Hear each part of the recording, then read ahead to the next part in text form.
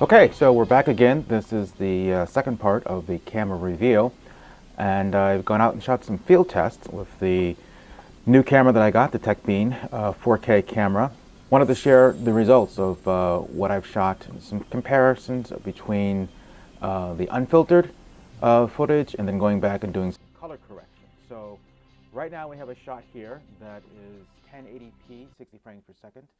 Unfiltered, meaning I haven't really done any color correction. It's really have your standard white balance to it. Probably around noon time, I selected a storefront that had a nice display of different kinds of colors, so I can really just see how they translate just with the camera itself. Again, no alteration on my part from color correction or color grading or anything like that. Right now, this is okay. I mean, it's not fabulous. You can see that there's whites that are blown out. The colors are okay. They have a strange look to them. I can't really put my finger on to exactly why. And right now we're really just looking at a still picture. So let's take this out and put it over here. We'll take a look at it and see how it is in motion.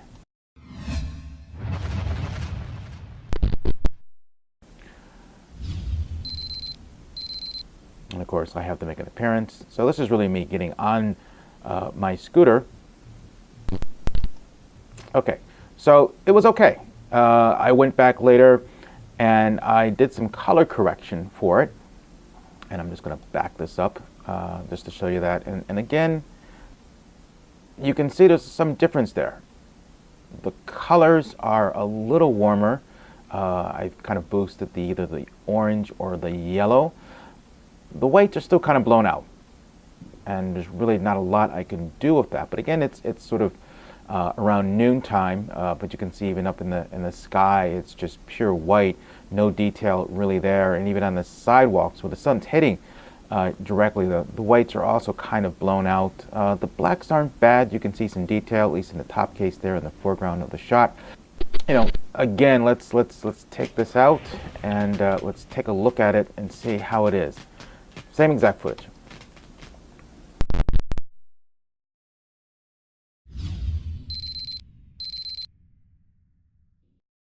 Yeah, nothing great. I'm not really wowed at the camera's ability to show things at 60 frames per second, whether it's the original unfiltered version or even going back in color correction. I don't think I would use either of those if I were going to shoot something with this, and so really wasn't happy. But then, you know, I went and I changed locations, did, you know, a couple tests because this is just one part here. So having done the color correction, let's take a look at the difference between the two. This is the original footage. Here comes the color correction. And again, it's warmer. It has more yellow or orange to it. But again, not really wowed by it. Nothing I'd really want to use. So again, not really happy at 1080p at 60 frames per second. I wasn't even thinking about doing 4K because I'm not really interested in shooting at 4K. But again, that was my first test, so let's go back and take a look at some more things. So another shot of me taking off on the bike, and this is the original unfiltered, unchanged footage. Losing a lot of detail in the blacks, the black of my helmet, the black shirt that I'm wearing. So not really wowed by it. Again, this is 1080p, 60 frames per second. So of course I went back and did a little color correction, and let's take a look at that. And you get some weird artifacts from it. You can see it in the sky. I'm losing a lot of detail in the blacks of my helmet, and that's you know, cause for concern. So again, not really happy with what I'm getting at this setting here. Just also want to note that when I went back and color corrected, it's always subjective, you know, and how you do it. How I color correct and how someone else color corrects are never going to be the same. So just because my results were not perfect or something that I really like doesn't mean that you can't get the same thing if you go back, and you might be 1,000 times better at color correcting than I am, and I am not by any means good at color correcting. I can just go by what I feel looks good and what is satisfying, and really wasn't able to get anything that I thought was great. So again, let's do a comparison between the original footage and the color correction. So this is the original footage. Again, you get that weird artifact in the sky, and there is the color corrected. Again, a little warmer, still not a lot of detail in terms of in the blacks there, and that's again cause for concern. So one more shot, one more test, and this is me a little bit further down the road. Lighting conditions are kind of the same, but again, just to see if there's anything different going on. So again, the original footage, unfiltered, no color correction, 1080p, 60 frames per second. In this condition, I get a little bit better detail in the blacks, and then, of course, I'm going to go back and then color correct it again. And this third test maybe had results that I thought were the best at 1080p, but I'm really kind of in a different area of the city. Maybe the sun is hitting me in a different way. I'm not as backlit as I was before. It's promising, but again, the whites are kind of blown out. They're very, very hot. The blacks are a little, for lack of a better word, pale. They're not rich. They're not sharp.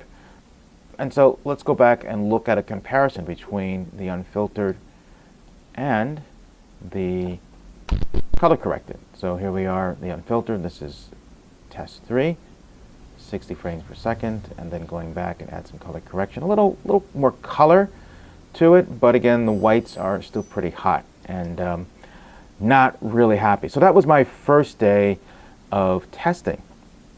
And so I decided to go out and do it again, and this time I changed my settings, still at 1080p, but now at 30 frames per second, and I was happier with these results, and so that was encouraging for me. So let's take a look at that. This is going to be, again, the first one, kind of the same location, wearing a different shirt, and we'll see how that works out.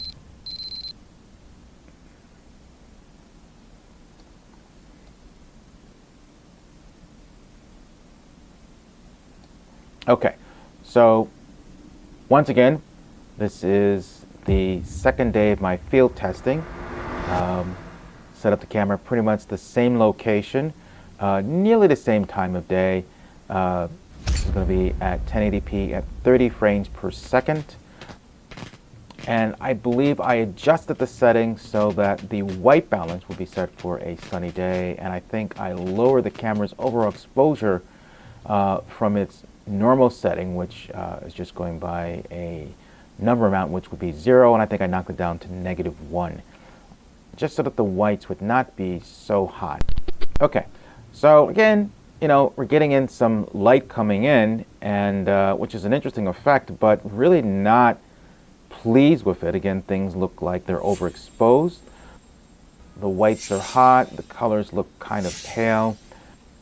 So really wasn't so happy. So of course I went back and I did a little color correction and let's see what kind of results I would get from that.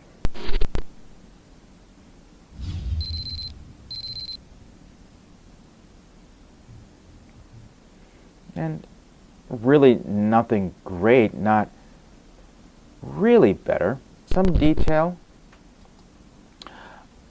But again, interesting lighting condition, and that might have more to do with what kind of results I'm getting.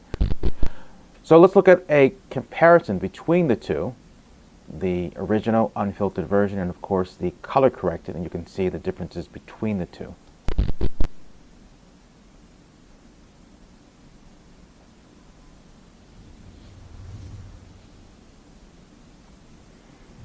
And the color corrected has a little bit more orange to it, maybe a little bit more detail. But again, I don't really think that there's anything great there, but that was just the first test. So of course I went further down the road once I got on the scooter, and let's take a look at that. So this is actually kind of nice. This is unfiltered. I'm seeing some detail. It's not really all that bad, and I'm kind of pleased with this. The colors are pretty loyal, and when I went back to do some color correction, I really didn't have to change a lot. And so that was actually very encouraging. So let's take a look at the color corrected version.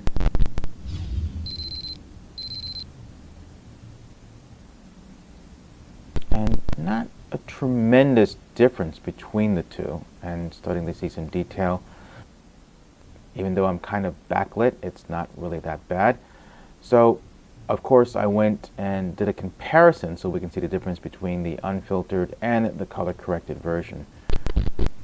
So this is going to be unfiltered and filtered.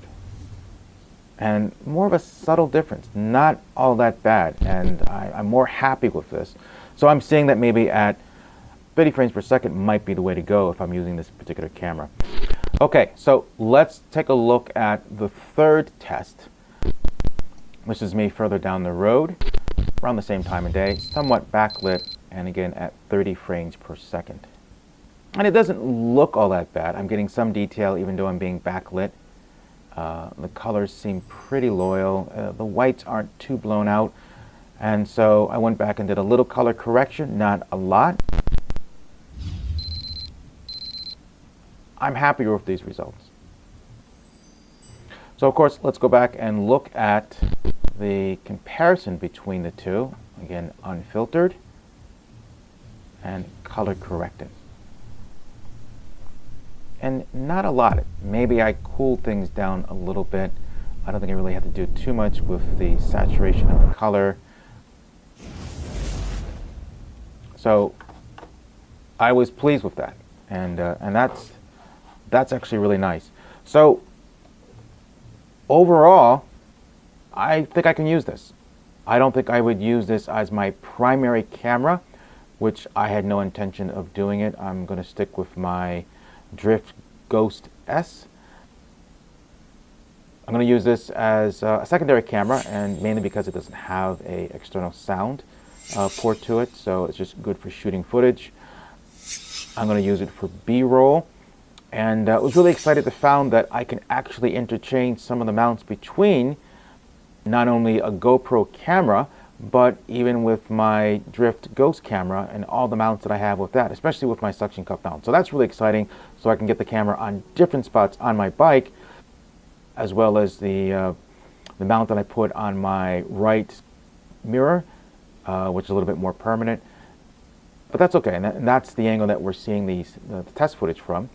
But I'm going to try different things. And so I think this was a good decision. I've got a camera. It's fairly cheap. I got a lot of extra mounts.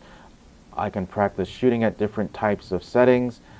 And maybe I might get something that's even better than what I'm doing here. For what I need, I think this is a good fit.